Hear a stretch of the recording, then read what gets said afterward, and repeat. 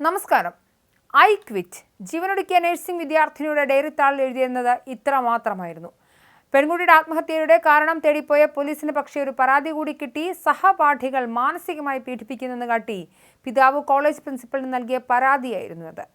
Pathanamthitta Chuttippara SME nursing കോളേജിലെ BSc nursing അവസാന വർഷ വിദ്യാർത്ഥി തിരുവനന്തപുരം സ്വദേശി അമ്മു സജീവ് ഹോസ്റ്റൽ കെട്ടിടത്തിൽ നിന്നും മുകളിൽ നിന്നും ചാടി ജീവനൊടുക്കിയത് സഹപാഠികളുടെ പീഡനം മൂലമാണെന്ന പരാതിയെ തുടർന്ന് പോലീസ് അന്വേഷണം തുടങ്ങി. വെള്ളിയാഴ്ച രാത്രി 7-നാണ് വെട്ടിപ്പുറത്തുള്ള ഹോസ്റ്റലിന്റെ 3-ാം നിലയിൽ നിന്ന് അമ്മു സജീവ് താഴേക്ക് ചാടി ജീവനൊടുക്കിയത്. തിരുവനന്തപുരം മെഡിക്കൽ കോളേജിലേക്ക് കൊണ്ടുപോകുന്ന വഴിയാണ് മരണം സംഭവിച്ചത്. സഹപാഠികളായ 3 പെൺകുട്ടികൾ അമ്മുവിനെ മാനസികമായി പീഡിപ്പിക്കുന്നുവെന്ന് പിതാവ് സജീവ് നേരത്തെ തന്നെ നഴ്സിംഗ് കോളേജ് പ്രിൻസിപ്പലിന് പരാതി നൽകിയിരുന്നു. ഇവരുടെ മാനസിക പീഡനം മൂലം അമ്മുവിന്റെ ജീവന് വരെ ഭീഷണിയുണ്ടെന്ന് പരാതിയിൽ പറഞ്ഞിരുന്നു.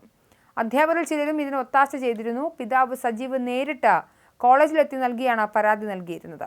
പരാതി അന്വേഷണത്തിന്റെ ഭാഗമായി പോലീസ് കസ്റ്റഡിയിലെടുത്തിട്ടുണ്ട്.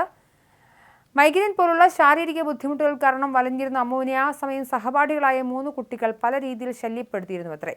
കോളേജിൽ നിന്നുള്ള സ്റ്റഡി ടൂറിന് പോകാൻ തയ്യാറാകാതിരുന്ന അമ്മുവിനെ ടൂർ കോർഡിനേറ്ററാക്കി ചുമതലപ്പെടുത്തി. പ്രഖ്യാപനം വരുമ്പോഴാണ് അമ്മു ഇക്കാര്യം അറിഞ്ഞതെന്നും പിതാവിന്റെ പരാതിയിലുണ്ടായിരുന്നു. പല രീതിയിലുള്ള മാനസിക പീഡനം കാരണം അമ്മുവിന്റെ ജീവന് ഭീഷണി ഉണ്ടായിരുന്നു എന്നാണ് പിതാവിന്റെ പരാതി.